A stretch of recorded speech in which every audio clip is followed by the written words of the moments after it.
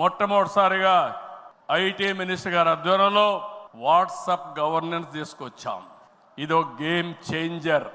రేపు రాబోయే రోజుల్లో మీరు గుర్తుపెట్టుకోండి, ఎక్కడికి పోయే పని లేదు. దర్జాగా ఒక మెసేజ్ ఇస్తే ఆ పని చేసి మళ్ళీ రిపోర్ట్ చేసే బాధ్యత ఆ అధికారి తీసుకుంటాడు.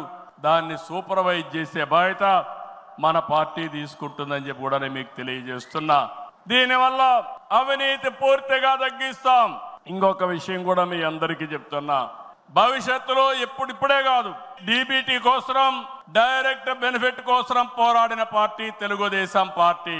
నేను డిజిటల్ కరెన్సీ రిపోర్ట్ ప్రధానమంత్రికి ఇచ్చినప్పుడు వారిని ఒకటే రిక్వెస్ట్ చేశాను, మీరు ఈరోజు 500, 1000 రూపాయలు రద్దు చేస్తున్నారు, ఇంకా 2000 రూపాయలు కొత్తగా తీసుకొచ్చారు. అవసరమైతే 500, 1000, 2000 రూపాయలు రద్దు చేయండి, డిజిటల్ కరెన్సీ పెట్టండి. ఎవరైనా అక్రమార్కులు ఉంటే ఈజీగా పట్టుకోగలుగుతాం. ఇవన్నీ రద్దు చేయమని కోరాను.